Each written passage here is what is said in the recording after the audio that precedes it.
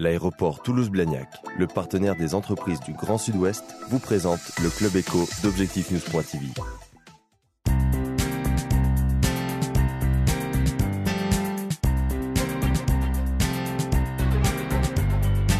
Le Club Éco d'Objectif-News.tv, merci de nous rejoindre. Nous recevons aujourd'hui Marielle Gandois, la présidente de Biomédical Alliance, l'association des entreprises de biosanté en Midi-Pyrénées. Bonsoir. Tout à fait, bonsoir.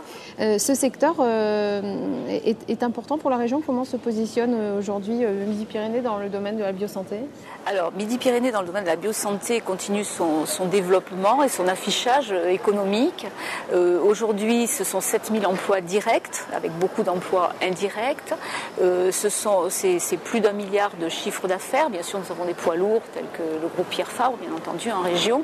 Et la biosanté, il faut bien entendre qu'il y a la biotechnologie, le dispositif médical, les entreprises de la pharmacie, on va dire classique, et aussi tout le secteur des études cliniques, des affaires réglementaires tournées et dédiées à la santé.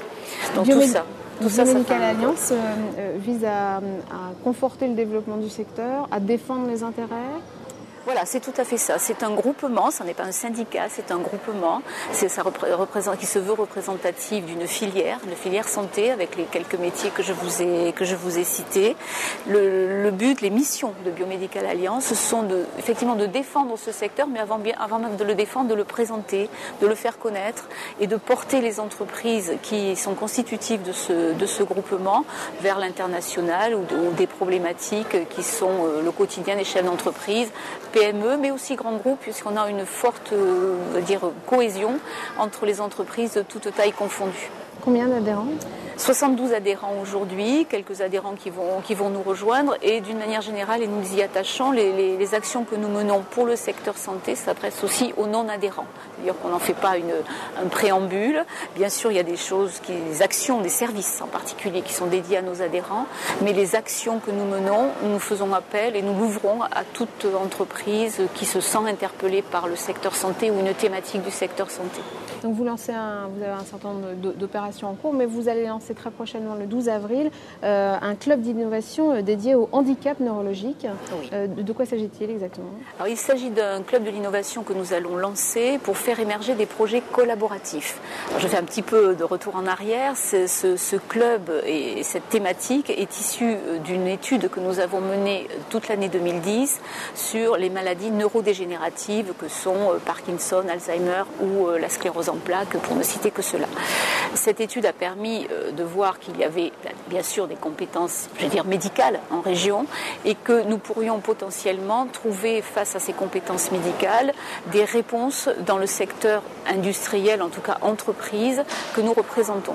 Donc le but, c'est de faire le pont entre les besoins des soignants, on va dire ça comme ça, au niveau groupe, vers l'offre de compétences des entreprises.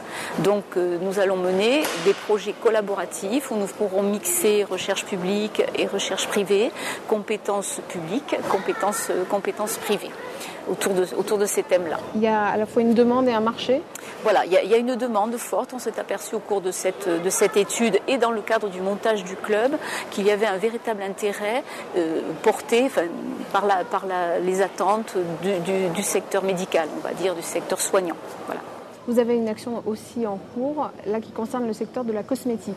Voilà. C'est un secteur en progression ici dans la région ? Alors, c'est un secteur qui préexiste, puisque nous avons Pierre Fabre Dermocosmétique, qui est très connu, mais nous avons d'autres entreprises qui relèvent de ce secteur.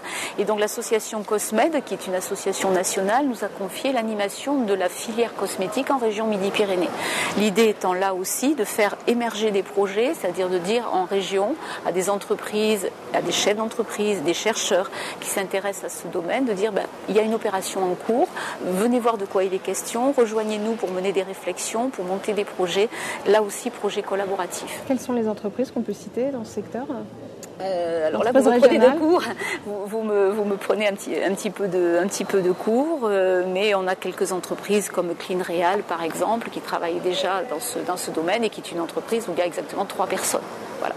Mais très connue, si vous parlez à des professionnels de cette entreprise est connue. Il y a d'autres actions que vous envisagez ? Alors d'autres actions qui sont des actions un peu récurrentes, qui sont par exemple les journées pays que nous organisons, dédiées plus spécifiquement bien sûr aux petites et moyennes entreprises. Ces journées pays s'articulent autour de la venue de responsables des missions économiques de différents pays. Ça peut être le Japon, l'Afrique du Sud, l'Amérique du Nord, du Sud, les pays baltes, etc.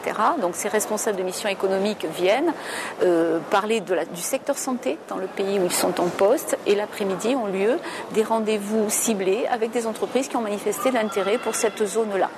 Et donc ça permet à l'entreprise d'avoir de premières informations, d'avoir certains contacts aussi à suivre ensuite pour aller sur des salons ou avoir des noms d'entreprises qui pourraient être intéressés, donc faire un peu vraiment du B2B. Voilà.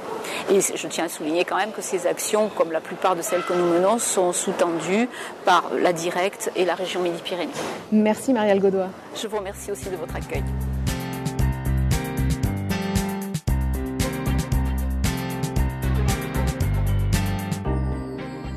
L'aéroport Toulouse-Blagnac, le partenaire des entreprises du Grand Sud-Ouest, vous présente le Club Éco d'Objectif News.tv.